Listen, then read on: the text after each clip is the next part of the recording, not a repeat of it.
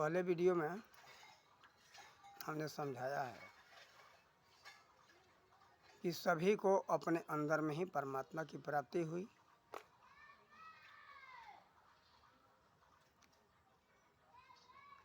किसी ने बाहर में परमात्मा का दर्शन नहीं किया। दर्शन करने का भी एक मर्यादा है। सब कुछ का मर्यादा होता है। मर्यादा के विपरीत कुछ भी नहीं होता। उसका सब सूत्र है, नियम है। देखो, अगर गाड़ी को आपको चलाना है तो गाड़ी का नियम है कि रोड पर ही चला सकते हो, सड़क पर ही चला सकते हो। रोड छोड़ करके कहीं दूसरे जगह नहीं चला सकते हो, गाड़ी चलेगी नहीं।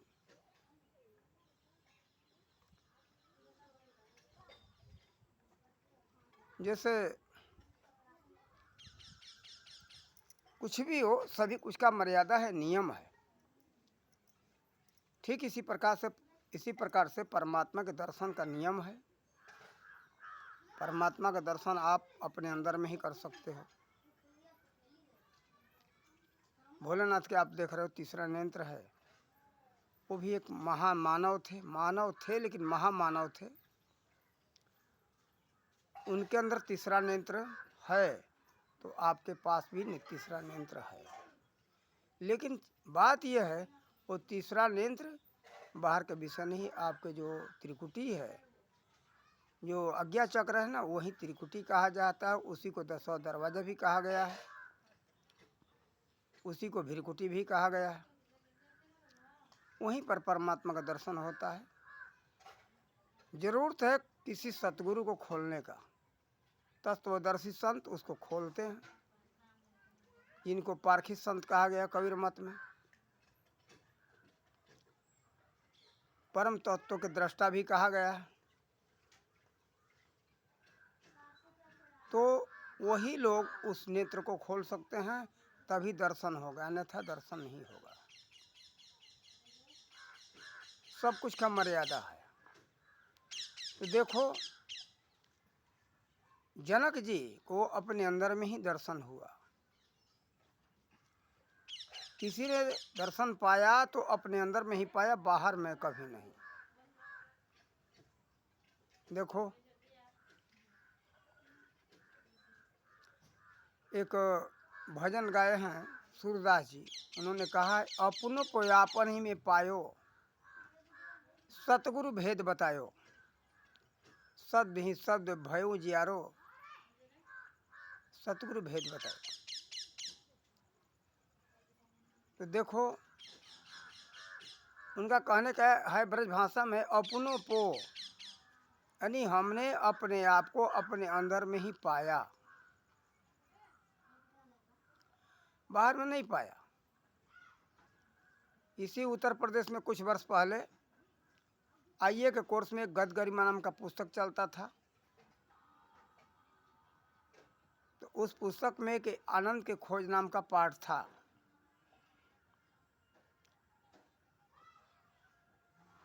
उस आनंद के खोज नाम के पाठ में राय कृष्ण दास जी लिखते हैं कि हमने अपने में ही पाया अपने आप को। इस प्रकार से लिखा उन्होंने कि हमने आनंद के खोज में चला। आनंद के खोज में मैं निकला तो ब्रह्मांड के हर कण कण में हमने आनंद को ढूंढा। लेकिन ब्रह्मांड का हर कण एक दिन मुख होकर बोल उठा कि तू भी ब्रह्मांड का अंश है, अपने आप को अपने अंदर ढूंढ। जब हमने अपने अंदर में ढूंढा तो मुझे अपने अंदर में ही आनंद की प्राप्ति हुई। तो देखो, किसी को आनंद की प्राप्ति हुई है तो अपने अंदर में ही हुई है, बाहर में किसी को नहीं हुआ। ये नियम है, ये सूत्र है। इसलिए आप लोग बाहर में आनंद के चक्कर में मत पड़ो, अपने अंदर में तलाश करो। इसके लिए आप लोगों को अर्जुन के जैसा तत्वदर्शी संत का तलाश करना पड़ेगा। बुद्धदेव जी जैसे दर्शन किए, लेकिन माता सुजाता ने उनको दर्शन कराई। और माता सुजाता एक गृहस्थी स्त्री थी। एक गृहस्थी होते हुए, स्त्री होते हुए उसको तत्व का ज्ञान था, परम तत्व का दृष्टा थी। वो तत्वदर्शी संत थी। देखो, संत का वेशभूषा नहीं है। संत के वेशभूषा देख करके मत पहचान करना सीखो, संत का कर्म विचार देखो।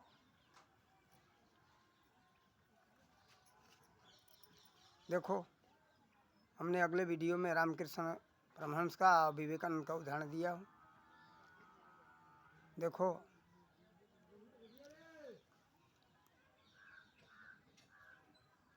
सभी ने अपने अंदर में ही पाया है। जो कुछ अंदर में हो सकता है बाहर नहीं हो सकता। जैसे मर्यादा है, जैसे डीजल और पेट्रोल हो, इंजन के सिलेंडर के अंदर या लाइनर पिस्टन के अंदर जब जा कर के जलता है तो शक्ति पैदा करता है, ऊर्जा पैदा करता है। वही डीजल और पेट्रोल बाहर खुले में जलाया जाए तो ऊर्जा पैदा नहीं करेगा। लाइनर पिस्टन के बीच में जब डीजल पहुंचता है 80 सेंटीग्रेड तापमान पर पहुंचता है तो वो जल जाता है। जलता है तो ऊर्जा पैदा करता है। तो ऊर्जा पैदा करने का एक मर्यादा है। ठीक इसी प्रकार से आपको अपना दर्शन करने का मर्यादा है। देखो, आप समझते हो कि मैं शरीर हूँ, शरीर को अपना शकल समझते हो कि हमारा वास्तविक रूपरेखा ये है। वास्तविक रूपरेखा ये नहीं है। आप शरीर से अलग हो। उदाहरण देकर के समझाता हूँ, ध्यान देकर के सोच समझ लेना। आप शरीर होते तो आपसे आपके ये शरीर में कुछ भी चोट लग जाए, कट जाए, घाव हो जाए, फोड़ा फुंसी हो जाए तो ये कहते कि हम हाथ में फोड़ा हो गया, फुंसी हो गया, हम मुंह में फोड़ा हो गया, फुंसी हो गया, चोट लग गया, कान में हम कान हैं, हम आँख हैं, हम नाक हैं, हम मुंह है, ऐसे कहते। लेकिन आप हाथ, आँख, नाक, मुंह कुछ भी नहीं हो। ये आपके शरीर के, आपका शरीर है, आप शरीर से भिन्न हो। आपका शरीर है, आप शरीर नहीं हो। जब कुछ बीमारी होती है तो कहते हो कि हमारे शरीर में ये बीमारी हो गया। हमारे सबसे पता चलता है कि आप शरीर नहीं हो। आप स्वयं विचार कर लेना, आप शरीर से भिन्न हो। आप अपने रूप को नहीं देख रहे हो। वही आप जब निकल जाते हो तो ये शरीर क्या होता है, मुर्दा का समान पड़ जाता है। वो उसमें कोई चलने फिरने का शक्ति नहीं रह जाता। उसमें ताजगी बनाए रखने का शक्ति नहीं रह जाता। वह जो सभी शक्तियों का जो शक्ति है इस शरीर के अंदर निकल जाता है तो क्या होता है, यह शरीर थोड़ा देर के बाद सड़ने लगता है, गलने लगता है और पवित्र हो जाता है।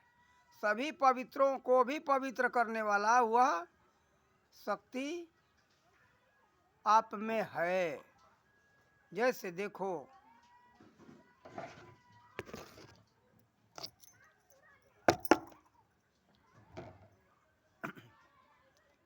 कि कोई जो शरीर छूट गया ना, जिसको लोग कहते मर गया, वो जीवात्मा निकल गया। उसके बाद लोग क्या कहते, भाई इसको घर से बाहर निकालो, ये तो पवित्र हो गया। घर से बाहर निकालने के बाद तुरंत क्या कहते, अरे भाई इसको साफ सफाई करो, इसमें गंगाजल छिड़को, ये पवित्र करो, हवन करो, धूप करो, अगरबत्ती करो, पवित्र करो। कारण कि उस जीवात्मा के निकल जाने के बाद यह शरीर अपवित्र हो जाता है, पवित्र नहीं रहता। तो देखो, वह कौन सी ऐसी शक्ति है जो कि निकल जाता है। वही हम कहने वाला है। उसके शकल को पहचानो। ये वास्तव में और जो हो रहे आप वही हो, ईश्वर के अंश हो। ईश्वर अंश, जीव अविनाशी, चेतन अमल सहज सुखराशि। काकभूषुंडी जी ने गरुड़ देव जी को समझाया है तुलसीकृत रामायण उत्तरकांड में। तो देखो, वही हम कहने वाला है, उसी का शरीर है, वो शरीर नहीं है। उसके शकल को देखना है, उसी को शकल को रंग रूप को देखने के लिए तत्वदर्शी संत वो मार्ग बताते हैं, रास्ता बताते हैं कि उसको देखो समझो। जो नाम है ना आपका, जैसे मान लो राम बालक, रामदास या कोई भी नाम हो, ये माँ के गर्भ से शरीर जो बाहर आया ना, ये नाम रखा गया। उसके पहले आपका नाम क्या था? नाम था, लेकिन उस नाम का ज्ञान हम सबको नहीं है। उस नाम का ज्ञान कौन कराता? तत्वदर्शी संत कराते, जिसको भीष्म पितामह जी ने महाभारत शांति पर अध्याय 6 में कहा है, परम तत्व यह नाम जो एका, सुमिरहि संत जय हृदय विवेका। उस परम तत्व का नाम एक ही है। उस नाम का सुमिरन कौन करते? जिस संत के हृदय में उसका विवेक होता है। सभी संतों के पास उसका विवेक नहीं है, नाम का न रूप का किसी का ज्ञान नहीं है। संत तो सब हैं, लेकिन उस परम तत्व का ज्ञाता जो होते हैं ना, उसको तत्वदर्शी संत कहा जाता है, तत्वदृष्टा कहा जाता है, पारखी संत कहा जाता है। ये नाम अलग अलग होता है। जिसे डॉक्टर होता है, जज होता है, जज का भी श्रेणी है, डॉक्टर का भी श्रेणी है। इसी तरह से संत की श्रेणी है। ये तत्वदर्शी संत उनको कहा गया है। वो इस ज्ञान को देते हैं, इसके अलावा किसी का काम नहीं है ये ज्ञान दे देना। वो जानते नहीं बेचारे, वो क्या कर सकते।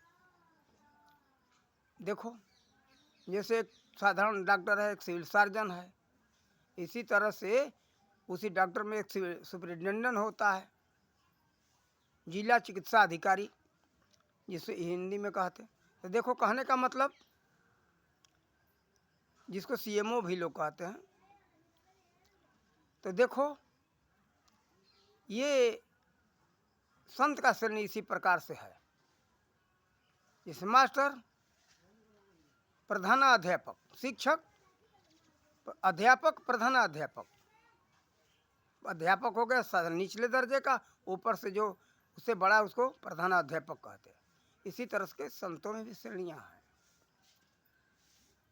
अंग्रेजी में उसको टीचर और प्रिंसिपल, यानी उसका प्रधान आचार्य। तो इसी तरह से श्रेणी है संतों में। तो ये जो तत्वदर्शी संत कहे जाते हैं ना, वही ये बता सकते हैं, और दूसरे का काम नहीं है। तो उनका तलाश करना अगर श्रद्धा प्रेम है तो नहीं, ये तो कोई बात ही नहीं। ये युग तो ऐसा चल रहा है कि कौन जानना चाहता है, क्या लेना देना कि हम कौन है क्या है। पशु के समान रहना, खाना पीना सो जाना, यही इसी में दुनिया चल रहा है। लेकिन उसको जाने बिना ये जीवन वास्तविक जीवन नहीं है। जो अपने नाम रूप को नहीं समझ सका, तो सच्चा सुख शांति उसको नहीं मिल सकता है। देखो, सच्चा सुख शांति आनंद चाहते हो, ये सांसारिक वस्तुओं के ज्ञान से सच्चा सुख शांति नहीं मिलेगा, और अशांति बढ़ती जाती है। और सभी ज्ञानों में श्रेष्ठ ज्ञान है जो कि शांति दे सके, सुख दे सके। जो शांति और सुख न दे, वो ज्ञान किस काम का। संसार के जितने भी वस्तुओं का ज्ञान कर लो, इससे सुख और शांति आनंद का अनुभव नहीं होगा। तो प्राप्त हुआ, थोड़ा देर के लिए आनंद महसूस हुआ, फिर उसके बाद धीरे धीरे आनंद समाप्त। कुछ भी हो, प्राप्त हो जाने के बाद धीरे धीरे धीरे धीरे उससे वो सुख दुख के रूप में धीरे धीरे बदलने लगता है। जैसे मान लो, बहुत बड़ा कोई सोचता है कि हम बहुत बड़े संपत्ति वाले हो जाते, हमारे पास बहुत बड़ी बड़ी गाड़ियाँ होती, बंगले होते।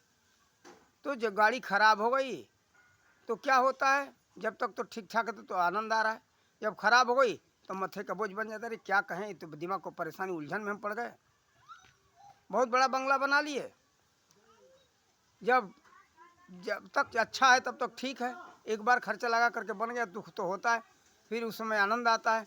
फिर जब उसमें टूटने फूटने लगा, मरम्मत कराना हुआ, तो लोग कहते रे भाई क्या कहें, मत्थे का दर्द हो गया, ये तो इतना बड़ा महल बना लिया हमने, इसके मरम्मत में ही लगे रहते हम तो परेशान रहते। फिर देखो, इसी तरह से ठीक इसी प्रकार से सभी कुछ है इस संसार में। आता है, उस समय महसूस आनंद महसूस हुआ, धीरे धीरे वो दुख सुख आनंद में, आनंद जो है दुख में बदलने लगता है। ये है संसार के वस्तु का ज्ञान। लेकिन वो आनंद जो है ना, कभी दुख में नहीं बदलता। दिन प्रतिदिन आनंद बढ़ता ही जाता है। अगर ये नहीं होता तो बड़े बड़े राजा और महाराजा, ऋषभ देव, भरत, फिर इधर कलयुग में आ जाओ तो धर्मदास या कबीरदास जी के समय में, और भरथरी इत्यादि, ऐसे बहुत से राजा महाराजा हुए जो कि अपना राजपाट छोड़ करके हरि के शरण में चले गए, परमात्मा के शरण में चले गए, जो अजर अमर अविनाशी है। शांति सुख कौन दे सकता है? एक भिखारी दूसरा भिखारी भीख नहीं दे सकता। कोई देगा तो कोई राजा महाराजा ही भिखारी का झोली भर सकता है। इसी तरह से आनंद कौन दे सकता है पूर्ण रूप से? जो आनंदों का आनंद है, जो वस्तुओं में हर सब में आनंद हम लोग देख रहे हैं ना, उसका थोड़ा सा अंश है। इस अंश में ही हम समझते हैं आनंद है। अरे गुलाब का फूल ले लो, कोई भी फूल ले लो, उसमें सुगंध है, लेकिन सुगंध उसमें किसने भर दिया? वो सुगंध भरने वाला कोई है। उसमें कितना सुगंध होगा? इन वस्तुओं में जो आनंद देख रहे हो, इन वस्तुओं में, संसार के वस्तुओं में आनंद है, इनमें तो दुख हो जाता, परिवर्तित हो जाता है। लेकिन ये जो सब में आनंद का अंश जो पड़ा हुआ है, वो कितना महान होगा, उसमें कितना आनंद होगा। जैसे समुद्र है, सागर को ले लो, सागर से भाप बनता है, भाप जो है बादल में परिवर्तित होकर के वर्षा होता है, तो कहते कि भाई आनंद आ गया, ये तो पानी हमको मिल गया। लेकिन ये उसमें आनंद इतना नहीं है, वर्षा हुआ, पानी है, फिर बह गया, फिर खाली हो गया। लेकिन समुद्र कभी समाप्त नहीं होने वाला है। उसमें जाओगे तो आनंद मालूम होगा और वो समाप्त होने वाला है। इसी तरह से ये थोड़ा थोड़ा आनंद है ना, उसी महा आनंद सागर का ये अंश है। अंश से पूर्ण आनंद प्राप्त नहीं होगा। आप भी अंश हो, वो भी आप भी अंश हो, वो भी अंश है। अंशी में जब मिलोगे तो पूर्ण आनंद प्राप्त होगा। उस आनंद को कौन प्राप्त कराएगा? तत्वदर्शी संत ही कराएगा। और बहुत कुछ कहने को तो लंबा चौड़ा बढ़ा करके बहुत कुछ कहा जा सकता है, लेकिन लंबा चौड़ा कहने से कोई लाभ नहीं है। और हम संक्षेप में आप लोगों को इतना बताए, और आगे इसके विषय में आप लोग विशेष जानकारी करना, तत्वदर्शी संत का तलाश करना, और उसका पहचान भी बता दिया हूँ पहले वीडियो में, अभी बता दे रहा हूँ। जो सीधा कहे कि मैं परमात्मा का दर्शन करा सकता हूँ, वो है तत्वदर्शी संत। ऐसा कोई कहे कि नहीं नहीं दर्शन नहीं हो सकता, तो गीता में जो लिखा है अध्याय 11 में, श्लोक नंबर 12 में चर्चा आया है, फिर 54 में भी चर्चा है, 45 में चर्चा है। जैसे गीता अध्याय 11 के 12 श्लोक में है कि अर्जुन ने जो भगवान का विराट स्वरूप देखा, इतना प्रकाशमान था कि अगर आकाश में सूर्य उदय 1000 एक साथ सूर्य उदय हो जाए तो भी उस प्रकाश को प्रकाशित नहीं कर सकते, नहीं उसकी बराबरी नहीं कर सकते। तो देखो है। फिर आगे अर्जुन कहते, वो श्लोक नंबर याद नहीं है, कहते कि हे प्रभु, न तो आपके आदि को देख रहा हूँ, न अंत को देख रहा हूँ, न मध्य को देख रहा हूँ। उन्होंने देखने की बात कही, विराट स्वरूप को देखा। विराट बने जिसका आदि अंत मध्य नहीं है, सीमा ही नहीं, अनंत है, उसका नाम है विराट। विराट स्वरूप तो दिखा दिए गए चित्र में कि सभी रूप उसमें है, हाथी घोड़ा कई अवतार दिखाया गया है, सब कुछ उसमें दिखाया गया। कहने का मतलब उस विराट में ये सब हैं, उससे कोई अलग नहीं है। सब रूप उनका है, सब रूप में वो समाये हुए हैं। ये तो जानते हैं सब कण कण में परमात्मा विराजमान है, सब में वो समाये हुए हैं, सब उनके अंदर समाये हुए हैं, वही सब कुछ है। कहने का भाव ये है विराट है कि सब उनमें समाये हुए हैं और वो सब में विराजमान है। जैसे वायु सब में विराजमान है, कण कण में विराजमान है, इसी तरह से वह महाशक्ति, वह ऊर्जा, वह परमात्मा जिसको कहते गॉड कहो, फया कहो, रूबी कहो, भगवान कहो, इत्यादि जितने नाम रख लो, ये सब परमात्मा गुणवाची नाम है। तो देखो वह उसका ज्ञान कोई तो दर्शी संत करा सकता है। उसका तलाश करो, उस ज्ञान को प्राप्त करो। ये मत किसी के चक्कर में पड़ना कि ये झूठा है, झूठा है, झूठा कहने वाले स्वयं झूठा है, जानता ही नहीं तो कहेगा क्या। काल्पनिक है, लोग कहते हैं काल्पनिक है, काल्पनिक नहीं, सत्य है। कुछ भी यही संसार में काल्पनिक है ही नहीं। हमने आंखों से देखा नहीं, देखा तो कह दिया काल्पनिक है, लेकिन है तभी हमारे मन के अंदर व्याप्त हुआ। सपना में हम सब जो देखते हैं ना, ये भी है, ये नहीं है। जो है नहीं वो सपना में आएगा ही नहीं। लेकिन हाँ, इन चर्म चक्षुओं से, आंखों से हम नहीं देखते, जब तक नहीं सामने आया तो कहते कि सपना है, काल्पनिक है। नहीं, काल्पनिक नहीं। जगत में जो शब्द है ना, आपके दिमाग के अंदर आया ना, जो आवाज आया ना, वो ब्रह्मांड के अंदर विराजमान है। याद रखना, कोई भी शब्द ये नहीं कि नहीं है, लेकिन आएगा समय पर वो प्रकट होगा। देखोगे लोग कहेंगे हाँ भाई है, सत्य है। ऐसे कुछ वर्षों पहले लोग कहते थे कि किसी ग्रह पर जाना तो सपने के समान है। नहीं है, तभी तो दिमाग में आ रहा था। लोग कहते चांद पर जाने का, मंगल ग्रह पर, इत्यादि ग्रहों पर, ये सूर्य पर जाने का, लेकिन लोग कल्पना करते हैं नहीं, ऐसा नहीं है। शब्द है, शब्द नहीं होता तो मन के अंदर वो आता ही नहीं, कुछ बाहर से आता ही नहीं है, कुछ है ही नहीं। जो है इस ब्रह्मांड के अंदर शब्द विराजमान है। वो शब्द सपने में आवे या जागृत में कल्पना के रूप में आवे तो हम कल्पना मान लेते, लेकिन नहीं, ऐसा नहीं है, ये सत्य है। और किसी को